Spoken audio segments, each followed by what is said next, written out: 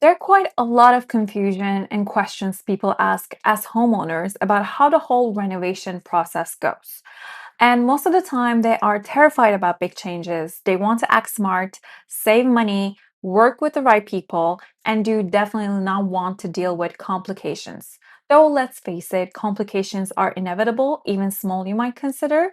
So, if someone like that is you, this video will give you a clear head start and a big relief. But who the hell am I? Hi, my name is Celine. I'm a licensed Toronto based interior designer, mainly focused on residential design. I did my bachelor's degree in interior design and postgraduate in kitchen and bathroom design.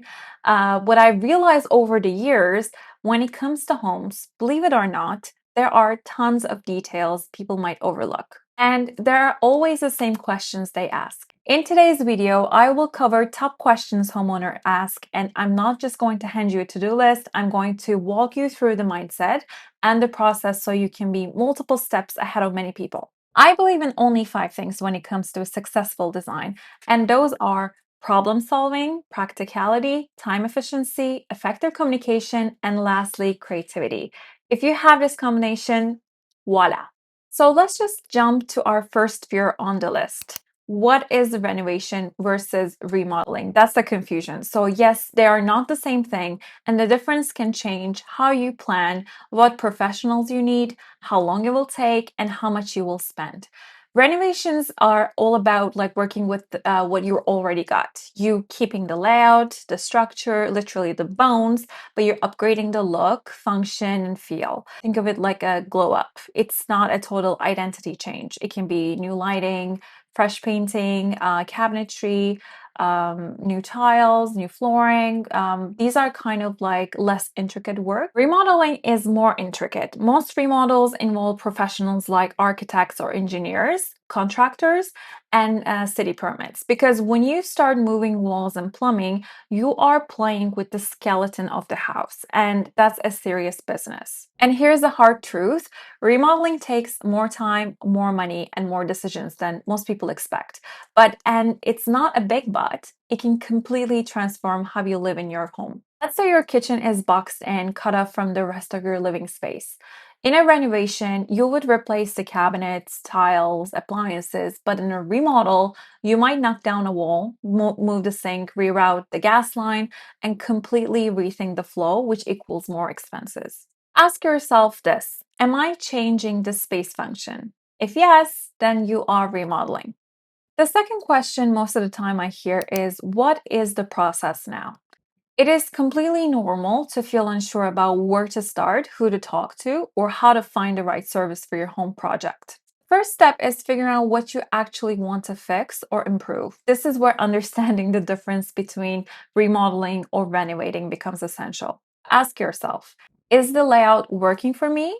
Or do I just want to refresh the finishes and fixtures? Once you're clear on that step, your next step is deciding who to bring on board. It can be a designer or a contractor, or sometimes both.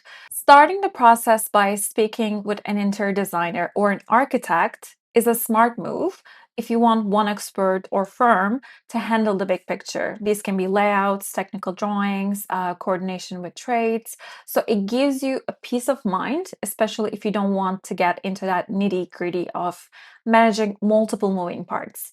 Unless you love a good challenge, then by all means, dive in. For most interior remodels like kitchens, bathrooms, or layout tweaks, an interior designer or a general contractor is usually enough. But if you are making structural changes like adding or removing load-bearing walls, building extensions, or modifying the home structure, you will need to bring in an architect and possibly a structural engineer. One of the best things about working with a design firm is you get detailed space planning, technical drawings, and clear explanations of what's possible in your space. Many firms also provide 3D visuals, realistic images, or video walkthroughs so you can fully see your new space before anything is built, which is quite amazing. The third question is what order things go in. It really depends on what you're doing with the layout. A kitchen remodel versus a full story home renovation is a total different ball game.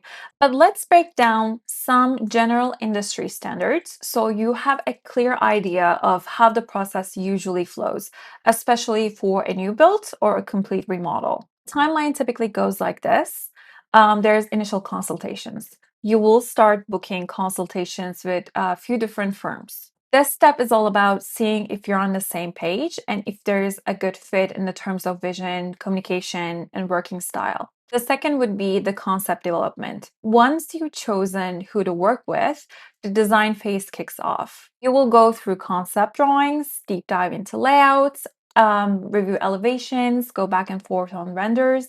Revisions are common, by the way. It's a collaborative process to get things just right. Material selections is the next. After finalizing the overall concept, it's time to get into the details like tiles, flooring, lighting, cabinetry, you name it. This is where the vision starts turning into something tangible. The fourth will be the pricing and documentations. Once selections are made, you will receive a detailed quote. If everything looks good on both ends, the firm will prepare the necessary legal documents for your approval and signature. The next step would be signing agreements and deposits. After the contracts are signed and a deposit made, the project will be rolling.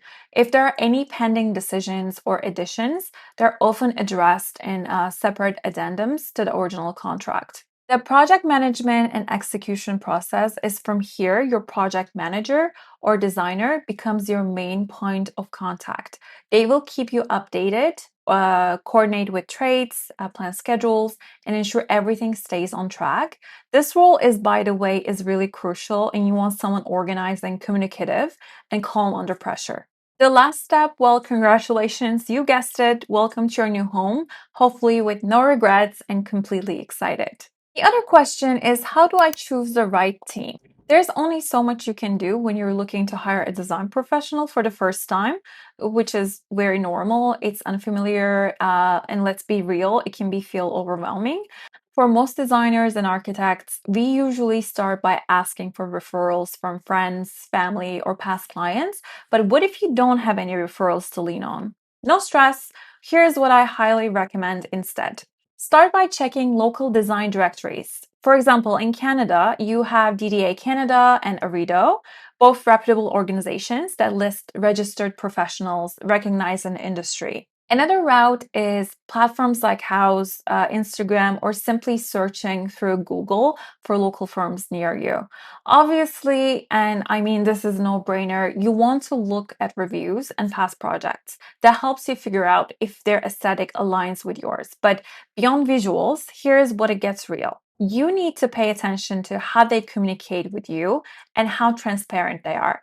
Someone might say, "Oh, don't worry, we got this covered." Great. But how can you be so sure? If you are about to spend, let's just say, $400,000 on a remodel, you better be working with the right team and not just someone who sounds confident on a phone call. On that point, here are some questions I always suggest asking. Can you show me similar projects you completed? And can you walk me through the whole process in detail? That gives you the indication how the future meetings might look like. It is the perfect start. The other one would be, do you carry insurance? This is obviously pretty important. You need to be aware though, most of the firms work and get purchases from different vendors. So each vendor has different policies. The other biggie is, can I review your terms and conditions? Okay, so you do definitely need to see this at the start. Just take it home with you, study it, and make up your own mind at your own pace. How long have you been in the industry? I mean, it's important, but not so important. You just need to keep something on mind though. It can be a new firm, but people working in there can be quite the pros with years and years of experience. Based on your experience, how long would a project like this typically take? Educated guesses will tell you a lot about who you're dealing with because experienced people will always give you direct and transparent answers and also what realistic expectations you should have. Do you have your own team of trades or would I need to find my own? So some firms might only be specialized in certain areas and may not be able to manage the full remodels. If you choose to work with someone else later, do you retain the rights to the design? Not every company has to give you the detailed drawings or renders. That's why it is important to understand the policies and terms and conditions.